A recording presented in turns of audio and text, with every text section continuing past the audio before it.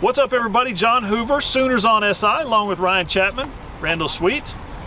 Boy, Sooners had to hang on a little bit, had some sweaty moments there in the second half, but pulled away to a 34-19 victory tonight over Tulane. I should say today it was a 2:30 kickoff. It's not quite nighttime out here, but it's close.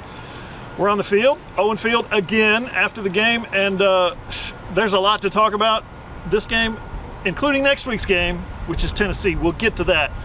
But I want to start tonight with Jackson Arnold. My gosh. The kid can run. He's a dual threat quarterback, but they have been intentionally vanilla in their first two games. That went out the window, I thought, tonight. They got Jackson Arnold running the football. He rushed for 100 yards before he took that last little loss there at the end for a couple of yard loss. Finished with 97. 3 total touchdowns for Jackson. A growing point, Ryan, for Jackson Arnold, I thought. Yeah, the big question around this entire team all week was offense. Jackson, up and down Alamo Bowl, had an entire offseason to try and bounce back. This is different, right? A 1 week turnaround. And in the first half, Oklahoma's offense looked really good at times. It went on 3 sustained drives, put up 21 points.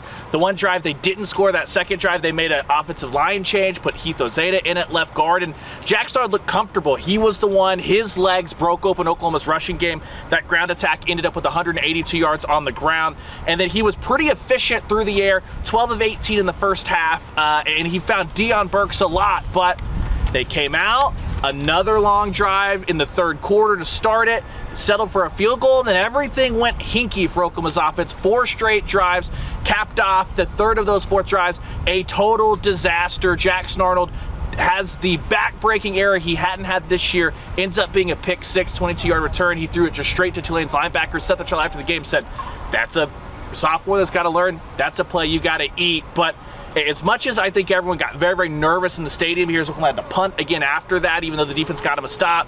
Billy Bowman pick, Jackson Arnold, that offense goes down, converts, what?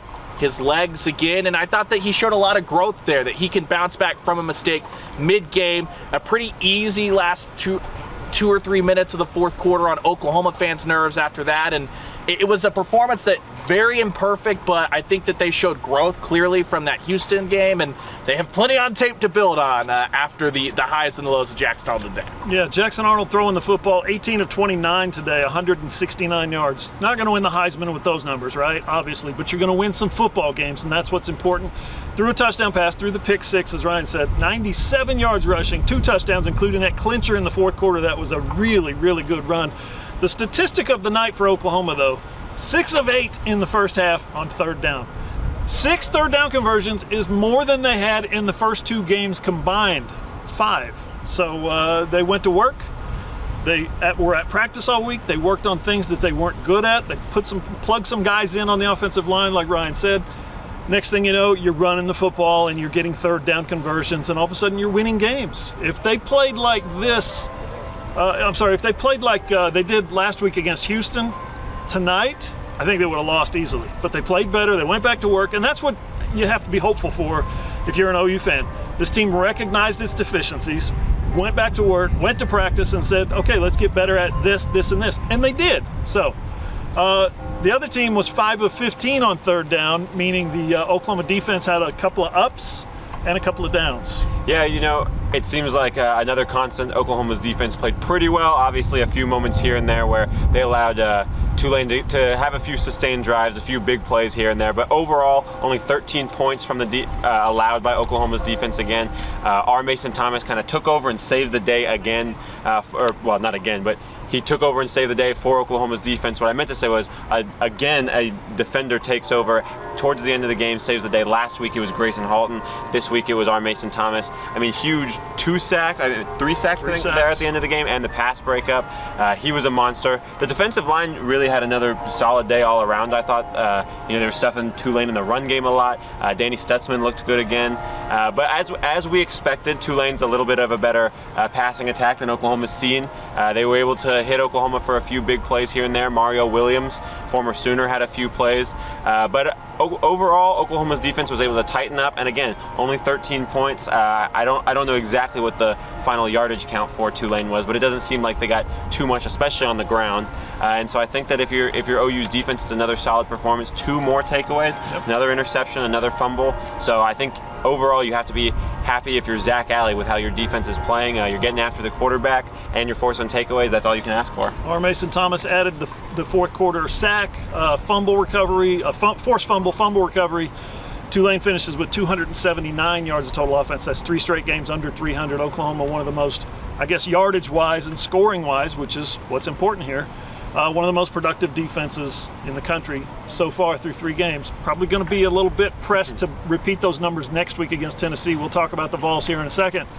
But Ryan, the Sooners hit a couple of field goals, and they missed a field goal that they should have made. Brent Venables said the whole operation, I think he was a little bit flummoxed. He didn't understand what happened. The kicker, Tyler Keltner, never seemed to really call for the ball, tell his holder that he was ready. The holder Josh Plaster never really told the snapper that he was ready, and they just stood there over the ball while the time expired on a 50-yard field goal. So instead of pushing it back to 55, they punted it away. That's it's 3 points off the board because at the buzzer, as the clock expired, Keltner kicks it through the uprights, so that's 3 points off the board you're giving back. It's just one of those things. It might seem like a small thing, but it's one of those things that Oklahoma's got to get ironed out, and it's across the board. It's offense, it's defense, and it's special teams. We are, 2 years and 3 games into the Brent Venables era. Randall, I know you haven't been here for the whole bit of it, but Hoover and I have talked a ton about various game management issues that Oklahoma has had. That was another one. It was plenty of time for Oklahoma to get their field goal team on the field, and as you said, they snapped it after the play clock expired. Good news, I guess, Keltner made the 50-yarder. He also made a 29-yarder and a 39-yarder, but that was 3 points off the board that it looked like was going to matter a great deal, because after the pick 6, if Oklahoma had those 3 points in pocket, instead of Tulane getting the ball back, trying to score and go ahead, Oklahoma would have been up 8. So at the absolute worst-case scenario, Tulane could have only tied the game. So that ended up mattering a little bit there. Oklahoma's defense again bailed out special teams, just had a kickoff out of bounds. I thought Luke Elzinga was good again today. The flip side of Keltner and the whole operation messed that up is Elzinga then pinned Tulane inside the 5-yard line. 2 of his 5 punts today inside the 20, and then a little shout out to Peyton Bowen. There was the booming 78-yard punt by Tulane's punter Will Carroll. He deserved me to know his name. 28-yard punt. Looked like it was going to roll out at the 15, but Peyton Bowen muffed it, scooped it up though, and actually got Oklahoma 25 yards of field position by taking that thing to the 40. So another up and down day on special teams. I guess the good news is Keltner back perfect, 2 for 2, and a ghost 3 for 3 with another 50-yarder. But yeah, you cannot have those mistakes. And as we've seen, this offense is a journey. Buckle up, Oklahoma fans. Survive and advance, I think, is going to be something used a lot. 3 points are going to matter in every game the rest of the year except maybe May. Let's talk about the Vols. You said they were up on Kent State, 30-0 in the first quarter, and onside kicked to get the ball back after a touchdown or after a Heupel score. wants blood. Heupel is wanting blood. Seth Luttrell took a couple of questions in there about his relationship with Josh. I'll give you guys a little insight real quick. Seth, the 2000 season, the 99 season, after Seth had practiced with Josh Heupel that spring, right? We knew that the offense was going to look different with Mike Leach and Bob Stoops coming in as the new head coach. I got to play in a kind of a celebrity golf match, and my partner was Seth Luttrell. I don't think he remembers that. I certainly do. And I asked him about his new quarterback. I said, so is this one of those situations where we're going to believe the hype? Huh? And Seth was like, yeah. Yeah. And he said the same thing tonight. Got a great relationship with Josh, best friends, loves him as a coach, but next week, Randall, Tennessee's coming to town. This thing's going to get serious. You know, we mentioned it before filming. Tennessee, Josh Heupel specifically, they are on a war path. Any chance they get, they are going to want to run up the score here in Norman. They're going to want to put as many points on the board as possible. They want to bury the Sooners in Oklahoma's first ever SEC game. There's probably going to be, or I mean, I don't want to say probably, there's a good chance it feels like College Game Day will be. Yep. It hasn't been announced yet. Game Day's going to be here. Pat McAfee basically said as much on Game Day. Right, and so a huge environment in Norman next week. The Vols are coming to town, going to want to play spoil spoiler to the Sooners. I'm sure that the Josh Heupel factor is going to add into that. And Tennessee's looked really, really good. That defensive line is going to eat up Oklahoma's offensive line if they cannot get some major problems worked out this week in practice. James Pierce, potential top 10, top 5 pick in the NFL draft, one of the best defensive linemen in the country. He is going to destroy Oklahoma's offensive line if they cannot work some things out in practice this week. That's definitely a matchup to watch for. Nico, the young quarterback for Tennessee, obviously Oklahoma's defense versus Nico, that's going to be one of the key matchups to watch, I think, because you have to think that for Oklahoma to have a chance in that game against Tennessee with how their offenses look so far, you've got to have that defense play well. But it should be an exciting matchup for sure. Talked to Danny Stutzman after the game. I talked to Jackson Arnold after the game. What they said about next week, about next Saturday, 6 p.m. start? 6:30? 6:30. ABC. Game day's going to be here unofficially, right? Not yet official, but they'll be here. What those guys said about this stadium and these fans and this atmosphere was it needs to be electric. So, final thoughts on Tennessee? It will be electric. I don't think they have to worry about that. I know it was a hot one today. The students cleared out. I didn't really blame them. It was 21-0 at halftime and looked like it was locked up, but it should be fun. We have overlooked, though, the most important thing that will happen in this stadium next week. Ben Herbstreit is gonna be in the TV booth if game day is here. Game day will be here. We're gonna get to have Ben meet Boomer and Sooner. What else could you want? We're gonna do the podcast from where Ben is probably wet on the floor or something. Well, I've already said multiple times, if Ben messes up anything, no one at Oklahoma will ever know, because I'll be bagging and cleaning it up after him and be like, shh, we're good. I just want to meet Ben. Do video guys get to meet Ben? I want to meet Ben. I hope so. That'll be good stuff.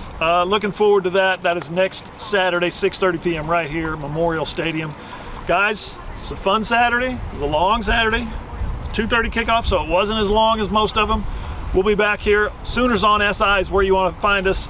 Oklahoma Sooners on SI.com for all of our post-game coverage, the post-game podcast, everything. Highlights. Player interviews, coach interviews. We talked to Brent Venables for almost 20 minutes. It's all going to be at Oklahoma Sooners on SI.com. For Ryan, for Randall, I'm John Hoover. See you guys.